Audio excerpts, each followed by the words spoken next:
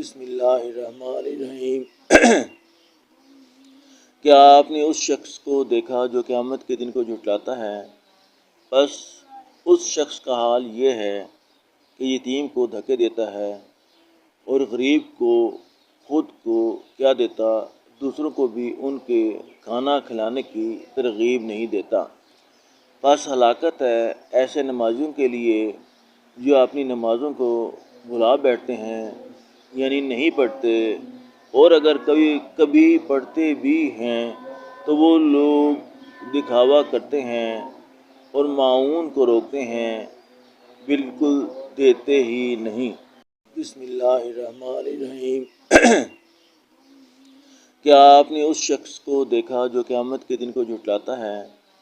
بس اس شخص کا حال یہ ہے کہ یتیم کو دھکے دیتا ہے اور غریب کو خود کو کیا دیتا، دوسروں کو بھی ان کے کھانا کھلانے کی ترغیب نہیں دیتا۔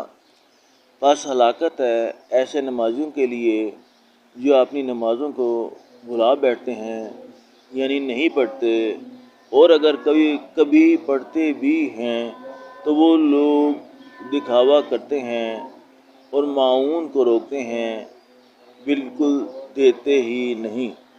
فائدہ: حضرت ابن عباس رضی اللہ تعالیٰ عنہ فرماتے ہیں کہ یتیم کو دھکے دینا یہ ہے کہ اس کا حق روکتے ہیں۔ قتادہ رحمۃ اللہ علیہ کہتے ہیں کہ اس کے دھکے دینے سے اس پر ظلم کرنا مراد ہے، اور یہ چیز قیامت کے دن کو غلط سمجھنے سے پیدا ہوتی ہے۔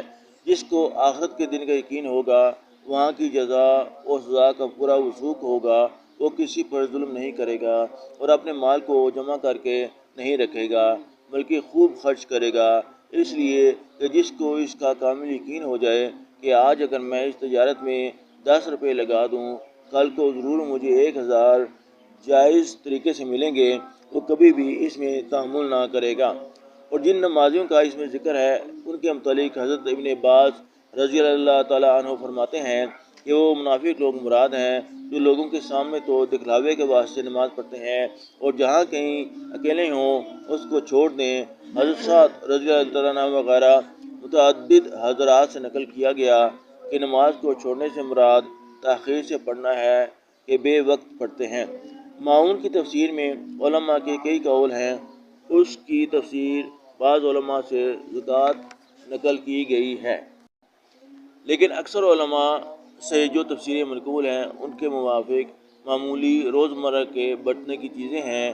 حضرت عبداللہ بن مسعود رضی اللہ تعالیٰ عنہ فرماتے ہیں کہ ہم حضور صلی اللہ علیہ وآلہ وسلم کے زمانے میں معاون کا مصداق یہ چیزیں قرار دیتے تھے: ڈول مانگا دے دینا، ہانڈی، کلہاڑی، ترازو اور اس قسم کی جو چیزیں ایک دوسرے کو مانگی دے دی جاتی ہیں کہ اپنا کام پورا کر کے واپس کر دیں۔